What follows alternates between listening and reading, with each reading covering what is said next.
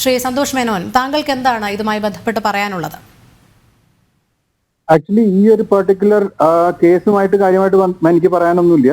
പക്ഷെ KCAയിലും അതിന്റെ താഴെയുള്ള ഡിസ്ട്രിക്ട് അസോസിയേഷനുകളിലും ഇതിലേക്ക് ലീഡ് ചെയ്യുന്ന പല കാര്യങ്ങളും കുറെ കാലമായിട്ട് നടക്കുന്നുണ്ട്. അത് പലതും ഇവര് കരുതി കൂട്ടി ചെയ്തിട്ട് ഇപ്പൊ എങ്ങനെ എത്തിക്കുകയാണെന്നാണ് ഇപ്പൊ എനിക്ക് മനസ്സിലാവുന്നത്. കാരണം എന്താ വെച്ചാൽ ഈ പെർഫോം ചെയ്യണ കുട്ടികളെ സപ്രസ് ചെയ്ത് ഇവര് പറയുന്നത് കേൾക്കുന്ന രീതിയിലേക്ക് എത്തിക്കുക. അല്ല, താങ്കൾക്ക് ആ രീതിയിലുള്ള അത്തരം പ്രവൃത്തികൾ നടക്കുന്നുണ്ട് എന്നുള്ളത് ഏത് കാര്യത്തിൽ നിന്നാണ് ബോധ്യമായത്? അതെ, എന്റെ മകള് കേരളത്തിൽ നല്ല രീതിയിൽ പെർഫോം ചെയ്തിട്ടുള്ള ഒരു കുട്ടിയാണ്. കഴിഞ്ഞതിന്റെ മുമ്പത്തെ സീസണിൽ ഇന്ത്യയിൽ under-19 third highest wicket taker ആണ്. അത് കഴിഞ്ഞ് ആദ്യത്തെ WBL ഓപ്ഷൻ ലിസ്റ്റിലുണ്ട്. ഇതൊക്കെ ശ്രീജിത്തിനും അറിയണ കാര്യമാണ്. അത് കഴിഞ്ഞ സീസണിൽ ഓപ്ഷൻ ലിസ്റ്റിലേക്ക് വരാൻ ട്രയൽസ് ഉണ്ടായിരുന്നു. ആ ട്രയൽസിലേക്ക് ഇവിടുന്ന് കുട്ടികളെ KCA ആണ് സജസ്റ്റ് ചെയ്തത്. അപ്പൊ ഇവളെ ഒഴികെ ബാക്കി പല കുട്ടികളെയും, അതായത് ഇവളേക്കാൾ കുറഞ്ഞ പെർഫോമൻസ് ഉള്ള പല കുട്ടികളെ അയച്ചു. അപ്പൊ ഞാൻ അവർക്ക് ഒരു ലെറ്റർ അയച്ചു ചോദിച്ചു എന്തുകൊണ്ടാണ് ഇവളെ അയക്കാതിരുന്നതെന്ന്. അപ്പൊ അതിന് അവർ തന്ന മറുപടി എന്ന് പറഞ്ഞു കഴിഞ്ഞാൽ അത് ലെറ്റർ ആയിട്ടോ വാക്കായിട്ടോ അല്ല, അവൾക്ക് 3 മാച്ച് ബാൻ കൊടുത്തു T20 കേരള സ്റ്റേറ്റ് ടീമിൽ നിന്ന്. ഈ മികച്ച പെർഫോമൻസ് കാഴ്ചവെക്കുന്ന കുട്ടികളെ തഴഞ്ഞിട്ട് അതിലും താഴെയുള്ള കുട്ടികളെ ഇത്തരത്തിൽ മാച്ചുകളിൽ പങ്കെടുപ്പിക്കുന്നതിൽ ഏതൊക്കെയോ രീതിയിലുള്ള തിരിമറികളുണ്ട്, അല്ലെങ്കിൽ ഈ പരിശീലകരടക്കമുള്ളവരുടെ സ്വാധീനമുണ്ട് എന്ന് തന്നെയാണ് പറയുന്നത്.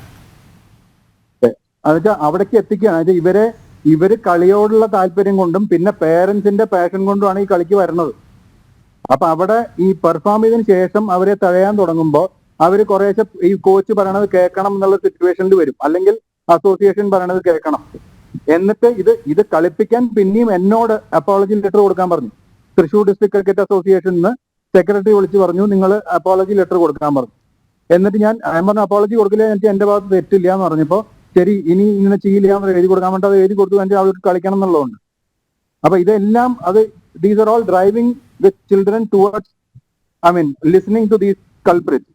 അതായത് ശ്രീ സന്തോഷ് മേനോൻ, താങ്കൾ പറയുന്നത് കുട്ടികളെ സമ്മർദ്ദത്തിലാക്കി ഇത്തരത്തിലുള്ള പ്രവൃത്തികളിലേക്ക് വഴിതെളിക്കുന്നു എന്ന് തന്നെയാണ്.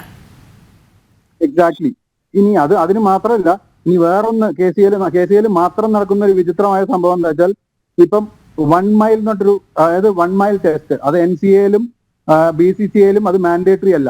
കേരളത്തില് 1 മൈല് ഈ ക്രിക്കറ്റ് കളിക്കാൻ വന്ന കുട്ടികൾ 8 മിനിറ്റിൽ ഓടി എത്തണം, അല്ലെങ്കിൽ അവർ എത്ര നന്നായി ക്രിക്കറ്റിൽ പെർഫോം ചെയ്താലും അവർ ടീമിലില്ല.